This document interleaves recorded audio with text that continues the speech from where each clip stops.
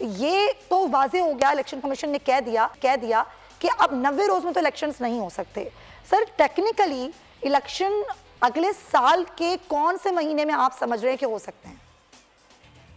देखा जी, सबसे बड़ी अहम बात यह है कि कल इलेक्शन कमिश्नर सिकंदर सुल्तान राजा साहब ने, जो कि एक आईनी इदारे के सरबराह हैं, उन्होंने चीफ जस्टिस ऑफ पाकिस्तान से मुलाकात की, जो कि 2 घंटे से ज्यादा रही। उस मुलाकात में हमारा अपना ज़ाती ख्याल ये है कि लाजमी तौर पर चीफ इलेक्शन कमिश्नर साहब ने अपने सारा रोड मैप बताया होगा कि हमें, जो कि मुश्तरका मफादात कौंसिल ने हमें 5 अगस्त को उन्हें नोटिफिकेशन करवा दिया वफाकी हुकूमत से और हमें बंद गली में खड़ा कर दिया।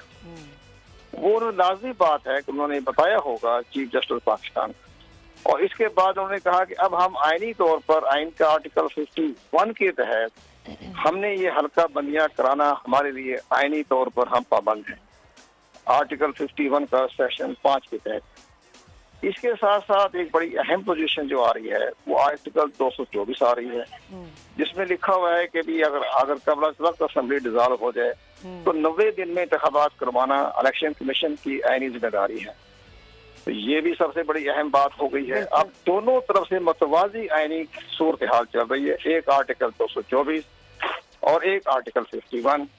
अगर एक्ट होता, रूल होता, तो इलेक्शन कमीशन को ओवर रूल कर देता, नजरअंदाज कर देता।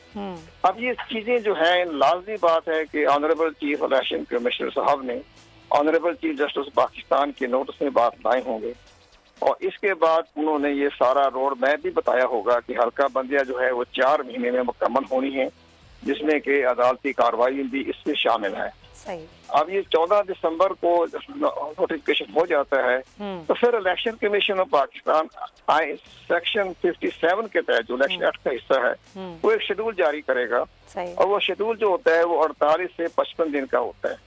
तो जाहिर है कि इलेक्शन जो है वो फरवरी के दूसरे हफ्ते तक मौखर हो गए हैं।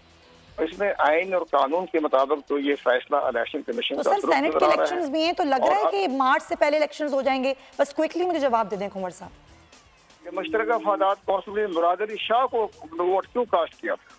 वो तो पीपल्स पार्टी के वजीर आला था ना। जी जी जी। जब मुराद अली शाह दस्तखत करके आ गया तो अब पीपल्स पार्टी या बाकी जमातें किस तरह से इस पर इख्लाफ कर रही है।